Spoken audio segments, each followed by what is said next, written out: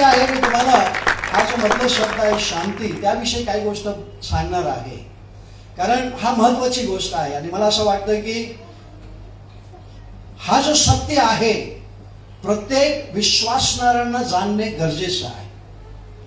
कारण हा शब्द जो आहे शांती, आपल्या मराठीमध्ये शांती, हा शब्द जे आहे एवढं पॉवरफुल आहे, एवढं सामर्थ्यशील आहे, कदाचित आम्ही कल्पना पण सुद्धा करू शकत नाही की हा शब्दामध्ये एवढं सामर्थ्य कसं काय आहे. आणि आज मी तुम्हाला जे आहे ह्या शब्दाचं जे आहे तुम्हाला वचनाद्वारे जे आहे मी काही गोष्ट सांगणार आहे आणि तो शब्द तुम्हाला जे आहे एक आशीर्वाद तुमच्या जीवनामध्ये घेऊन येणार आहे. Praise the Lord. हे लोकांना ऐकायचं.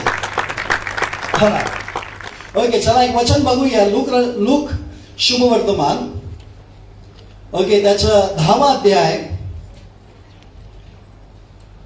लूक शुभवर्तमान 10वा अध्याय आणि 5 आणि 6 वचन बघूया. आज आम्ही एका शब्दावरच आपलं वचन जे आहे आम्ही केंद्र करणार आहोत आणि मी तुम्हाला जे सांगतो की या शब्दाद्वारे आमच्या जीवनामध्ये कसा आशीर्वाद येणार आहे. लूक शुभवर्तमान 10वा अध्याय 5 आणि 6 वचन आम्ही बघूया. वाचू का? हा, वाचा. ज्या कोणत्या घरात जाल ते त्या घरात शांती असो असं प्रथम म्हणा. इथे जे आहे येशू काही आज्ञा देत आहे.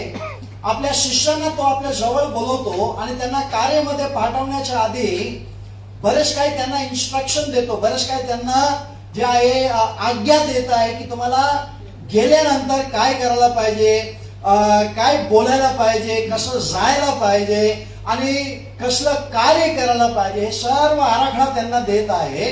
पहिल्या वचनापासून जर 10 लूक 10:1 पासून जर तुम्ही बघितलं तर येशू आपल्या शिष्यांना जवळ घेत आहे आणि त्यांना 2-2 करून जे आहे प्रत्येक नगरामध्ये तो पाठवत आहे शुभवर्तमान सांगण्यासाठी आणि त्यांना इन्स्ट्रक्शन तो देत आहे की ते जाण्यासाठी किंवा त्यांची तयारी कशी असायला पाहिजे. आणि त्या तयारीमध्ये 5व्या वचनामध्ये तो सांगतो की ज्या घरामध्ये तुम्ही जाणार तर त्या घरामध्ये प्रवेश केल्यानंतर सर्वप्रथम सर्व आधी काय सांगा? या घरात शांती असो. ह्या घरात शांती असो, ही आज्ञा आहे येशूच. येशूने शिकवलं आपल्या शिष्यांना की त्यांनी जर कोणाच्या घरामध्ये जर ते प्रवेश करत आहे तर त्या घरामध्ये गेल्यानंतर त्यांनी म्हणावं की ह्या घराला शांती लाभो किंवा शांती जी आहे भेटो. हालेलुया. हा जो शब्द आहे शांती, मराठी में किंवा हिंदी में भी इसको शांति बोलते हैं और अंग्रेजी में पीस. ओके, सो ज्यावेळेस आम्ही हा शांती शब्द ऐकतो तर त्याचं पूर्ण जे आहे आम्हाला अर्थ समजत नाही. का समजत नाही? कारण शांती शब्द कुठे वापरण्यात येत आहे? शांती शब्द अशा ठिकाणी वापरण्यात येत आहे जिथे गोंधळ आहे, जिथे 2 व्यक्ती जर भांडण करत आहे, तिसरा व्यक्ती येतो आणि म्हणतो शांती शांती शांती. जर आरडाओरडा होत आहे तर कोणीतरी येतो आणि म्हणतो की सर्वजण शांत रहा शांत रहा शांत रहा. किंवा जर कोणी युद्ध करत आहे तर आम्ही म्हणतो की आम्हाला शांती पाहिजे. ओके, आम्हाला जे आहे विराम घ्यायचा, आम्हाला शांती घ्यायचं आहे. आणि आम्हाला पण सुद्धा असं वाटतं की कदाचित जे आहे या शब्दाचा अर्थ पण सुद्धा तोच आहे. 2 व्यक्ती भांडण करत आहे किंवा गोंधळ आहे किंवा आरडाओरडा आहे आणि हे सर्व शांत करण्यासाठी आम्ही हा शांती शब्दाचा वापर करत आहे. पण प्रियानं तसं नाहीये. हा शब्द हिब्री भाषामध्ये, मूळ भाषा, ज्या भाषामध्ये बायबल लिहिण्यात आलं, जो येशूची भाषा होती, ज्या भाषाने बायबल लिहिण्यात, बाकी सर्व भाषांतर आहे. तुम्ही इंग्लिश म्हणा, हिंदी म्हणा, गुजराती म्हणा, मराठी म्हणा, हे सर्व भाषांतर मूळ भाषापासून केलेलं हे जे आहे भाषांतर आहे. आणि ज्यावेळेस मराठीमध्ये ह्या शब्दाकडे ज्यावेळेस तो आलं तर त्याला दुसरा काही शब्द भेटला नाही आणि म्हणून त्यांनी जे आहे हा शांती शब्द तिकडे वापरला. पण मूळ भाषामध्ये हा शब्द जे आहे तिथे जे लिहिलेलं आहे, तुम्ही ज्या घरामध्ये जाणार त्या घरामध्ये तुम्ही गेलास, तुम्ही म्हणाल ह्या घराला शालोम असो. काय म्हणत आहे? शालोम. शालोम. सलाम नाही हा. कारण मराठीमध्ये आम्ही सलाम म्हणतो आणि आम्हाला असं वाटतं की ते शालोम आहे. नाही, सलाम एक अभिवादन आहे, ठीक आहे. पण शालोम हा एक असा शब्द आहे जो देवाच्या नावासोबत जोडलेला आहे. लक्षात घ्या, हा एक असं नाव आहे ज्या नावाचा हिब्री भाषा में 3 अर्थ आहे. किती अर्थ आहे? 3 अर्थ आहे. म्हणजे शिष्य ज्यावेळेस शालोम म्हणत आहे, किंवा आम्ही पण सुद्धा आजपासून जर आम्ही हे शब्द वापरणार एकमेकांविषयी किंवा एखाद्या घरामध्ये गेल्यानंतर जर आम्ही शालोम म्हणणार त्याला, तर तुम्ही 3 गोष्ट आपल्या मुखातून त्या व्यक्तीबद्दल, त्या घराबद्दल तुम्ही जाहीर करत आहे. 3 गोष्ट तुम्ही काय म्हणत आहे? पहिली गोष्ट, तुमच्या मनामध्ये स्थिरता येऊ. तुमचं मन जो विचलित आहे, तुमचं मन जे आहे तो स्टेबल नाही आहे. जसं तुम्ही शालोम म्हणणार तर पहिलं कार्य त्या व्यक्तीमध्ये होणार की त्याचं मन आता स्थिर होणार. आणि मला वाटतं आपलं मन स्थिर होणे फार गरजेचं आहे. काही पण ऐकण्याच्या जर आम्हाला परिस्थितीमध्ये किंवा आम्हाला ऐकण्याच्या स्थितीमध्ये जर यायचं आहे, तर सर्वप्रथम आमचं माइंड जे आहे फोकस असणे फार गरजेचं आहे, शांत असणे फार गरजेचं आहे. जर माझं माइंड किंवा जर माझं मन शांत नाही, स्थिर नाही, तर तुम्ही काही म्हणा, माझं माइंड जे आहे ते एक्सेप्ट करणार नाही. कारण मला टेन्शन आहे, मला प्रेशर आहे, मी हे विचार करतो, मी ते विचार करतो. आणि म्हणून येशू काय म्हणाला? प्रथम त्या घरामध्ये प्रत्येक व्यक्तीचं मन स्थिर होणे गरजेचं आहे. तुमचं वचन ऐकण्यासाठी त्यांचं मन जे आहे त्यांच्या ताब्यामध्ये असणे फार गरजेचं आहे. म्हणून तुम्ही शालोम म्हणा. आणि ज्यावेळेस तुम्ही शालोम म्हणणार हिब्री भाषामध्ये, त्याचं मन जे आहे जर अस्थिर आहे, तो मन स्थिर होणार. पहिला चमत्कार शालोम शब्दामध्ये. आणि ज्यावेळेस मला ह्या शब्दाचं जे आहे अर्थ ज्यावेळेस समजलं, आणि प्रत्येक वेळेस ज्या वेळेस मी लोकांना भेटतो आणि ज्यावेळेस मी त्यांना शालोम म्हणतो, मी प्रार्थना करण्याच्या आधी, ते गरज सांगण्याच्या आधी परमेश्वर त्याच्या मनामध्ये कार्य करण्यासाठी सुरुवात केलं. हालेलुया. एवढा मोठा चमत्कार आहे या शब्दामध्ये. पहिली गोष्ट. दुसरी गोष्ट, जर तुमचं शरीर जर वेदनामध्ये आहे, त्रासामध्ये आहे, जर तुमचं शरीर कुठलाही रोग जर तुमच्या शरीरामध्ये आहे, तर तो रोग, तो जे आहे त्रास किंवा तो वेदना जो आहे तो बरं होणार. मला प्रार्थना करण्याची गरज नाही. ज्यावेळेस मी शालोम म्हटलं त्या व्यक्तीला, ऑटोमॅटिकली त्या व्यक्तीचं सामर्थ्य माझ्या पुढे जात आहे आणि त्याचा शारीरिक रोग पण सुद्धा बरं करत आहे. एवढं सामर्थ्य आहे त्या शब्दामध्ये. आणि परमेश्वर आम्हाला आरोग्य देऊ इच्छितात. किती लोकांचा विश्वास आहे? परमेश्वर आज आरोग्य देणारा परमेश्वर आहे. आणि हा जो शब्द आहे ना, हा शब्द तुमच्या वचनाच्या आधी, तुमच्या बोलण्याच्या आधी, तुमचं जे आहे कार्य करण्याच्या आधी कार्य करण्यासाठी सुरू करत आहे. आणि तिसरा आणि फार महत्वाचा, हा शालोमचा अर्थ असा आहे की तुमचं आत्मा जो आहे परमेश्वरासोबत एक होणार आहे, जुळणार आहे. संबंध साधण्यासाठी आता मध्ये काही येणार नाही. आता जे आहे परमेश्वर आणि त्या व्यक्तीमध्ये आता जे आहे डायरेक्ट आता कनेक्शन होणार आहे. आणि तो व्यक्ती त्याचा संबंध जे आहे स्थिर करणार आहे परमेश्वरासोबत. हालेलुया. हालेलुया. 3 गोष्ट, मन स्थिर होईल, तुमचं शारीरिक वेदना, रोग बिग सर्व ते स्थिर होईल. आणि तुमचं जो स्थिती आहे पाप आमच्या जीवनाला जे आहे परमेश्वराने आमच्यामध्ये जे आहे जो अंतर आणत आहे, परमेश्वर आता काय म्हणतो, तुमच्या संदेशाद्वारे तो अंतर आता दूर होणार आहे. आणि मी माझं जे आहे उपस्थिती त्या व्यक्तीसोबत प्रस्थापित करणार आहे.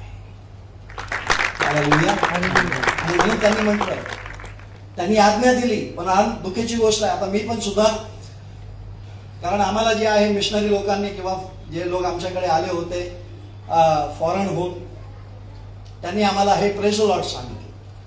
एकमेकांना भेटत असताना तुम्ही म्हणा praise the Lord, praise the Lord, praise the Lord. आणि मी बरेच विचार केला या शब्दावर. प्रेज द लॉर्ड किंवा देवाची स्तुती असो, बरोबर आहे. प्रेज द लॉर्ड म्हटलं तर देवाची स्तुती असो. तर हा शब्द कुठे वापरायला पाहिजे? ज्यावेळेस आमच्या जीवनामध्ये काही कार्य होत आहे किंवा जर आमच्या जीवनामध्ये जर काही कार्य झालं तर आम्हाला म्हणायला पाहिजे प्रेज द लॉर्ड. बरोबर आहे का नाही? बरोबर आहे. आम्हाला म्हणायला पाहिजे परमेश्वराची स्तुती असो. जर आमच्यामध्ये कार्य होत आहे तर आम्हाला जे आहे हे शब्द वापरायला पाहिजे.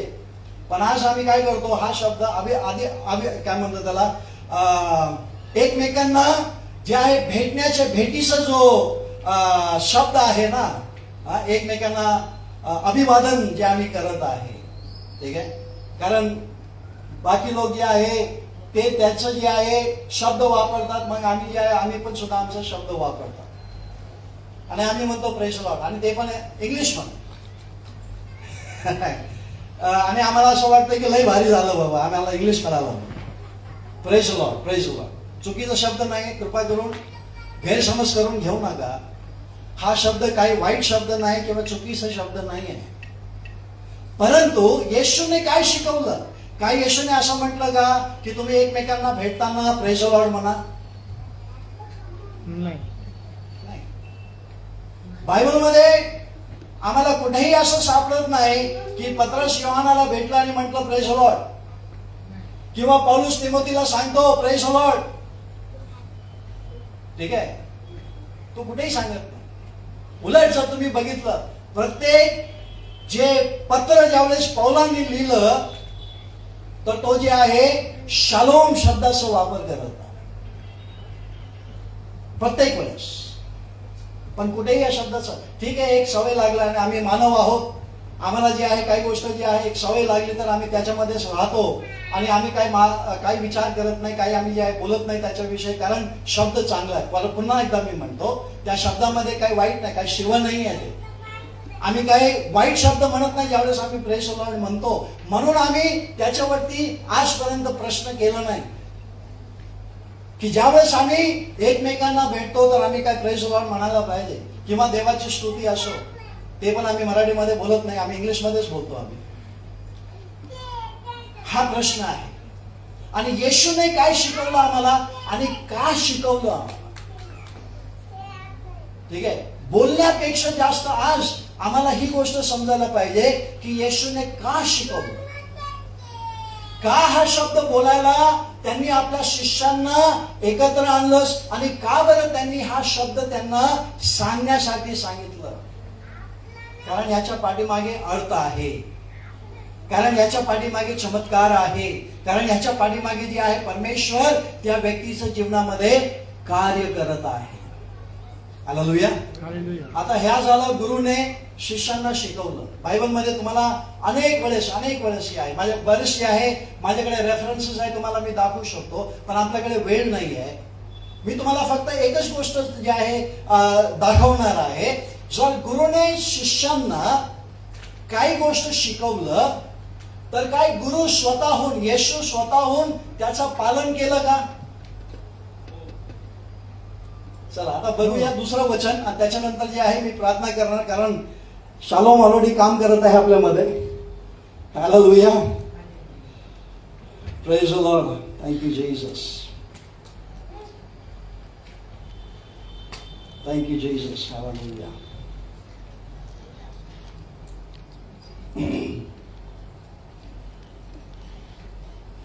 योहान याचा 20वा अध्याय आणि 19वा वचन. योहान 20 आणि 19. John 20 and verse 19. आता येशू मेलेल्यातून तो जिवंत होत आहे आणि प्रथमच तो जे आहे आपल्या शिष्यांना भेटत आहे. शिष्य घाबरलेले आहे. शिष्य जे आहे त्यांना असं वाटत आहे की आता येशूला मारलं, आम्हाला पण सुद्धा मारणार. तर ते काय केलं, त्यांनी जे आहे एका घरामध्ये सर्वजण बसले, दरवाजा खिडक्या बिडक्या सर्व लावून घेतलं आणि जे आहे ते खूप घाबरलेले होते. कारण त्यांना असं वाटलं की आता येशूला मारलं, आता आमची पाळी आहे. येशू गेलं, आता काही खरं नाही आमचं. ह्या अवस्थेमध्ये ते होते आणि अशा अवस्थेमध्ये येशू प्रगट होतो. हालेलुया. आणि येशू काय म्हणतो त्यांना, त्याच दिवशी म्हणजे आठवड्याच्या पहिल्या दिवशी हं, संध्याकाळी जिथे शिष्य होते हं, तिथले दार येहुद्याच्या भीतीमुळे हं. बंद असता येशू आला व मध्ये उभा राहून म्हणाला, तुम्हाला शांती असो. हालेलुया. हालेलुया. येशूने जे शिकवलं त्याचं त्यांनी अंमलबजावणी केली. हं. तो घरामध्ये प्रवेश करतो आणि घरामध्ये आल्यानंतर तो काय म्हणतो, तुम्हास शांती असो. तुम्हास शांती असो. तुम्हास शांती असो. शालोम असो. का तो म्हणत आहे, आता त्याची पार्श्वभूमी बघा. शिष्याची परिस्थिती कशी होती, भीतीमुळे ते घाबरलेले होते. त्यांना भीती होती, मरणाची भीती होती. त्यांना असं वाटत होतं की आता आम्ही संपलो. येशूच जे आहे त्यांनी मारून टाकलं त्याला, आता आमचं काही खरं नाही आहे. अशा अवस्थेमध्ये ते असताना येशू येतो आणि काय म्हणतो, तुम्हा शांती असो. Praise the Lord. तुम्हा शालोम असो. नाही, तुम्हास शालोम असो. आणि लगेच काय झालं तिकडे, हालेलुया, परिस्थिती बदलली. पूर्ण परिस्थिती बदलून गेली, कारण येशू आलं आणि त्याचा शालोम घेऊन आलं. See, आज मी तुम्हाला एक गोष्ट सांगू इच्छितो. परमेश्वराची इच्छा आहे की आम्ही तीच गोष्ट करावं जी येशूने सांगितली. ना की कोई पाळकने किंवा कोई मिशनरीने किंवा कितीही भारी शब्द का असू नये किंवा कितीही जे आहे आम्हाला आवडणारा गोष्ट असू दे, आम्हाला जे आहे एक गोष्ट जे आहे करण्यासाठी सुरुवात करायला पाहिजे की येशूने आम्हाला काय शिकवलं आणि आम्हाला काय करायला पाहिजे. कारण येशूने जे काही शिकवलं त्याच्या पाठीमागे एक अर्थ होतं, त्याच्या पाठीमागे एक उद्देश होतं. आणि आज प्रियांनो, जर आम्ही येशूच्या आदेशानुसार, येशूच्या वचनानुसार जर आम्ही चालायला सुरुवात केलं, तर त्याच्या पाठीमागे जो येशूचा उद्देश होतं, तो उद्देश तुमच्या जीवनामध्ये कार्य करणार. हालेलुया. हालेलुया.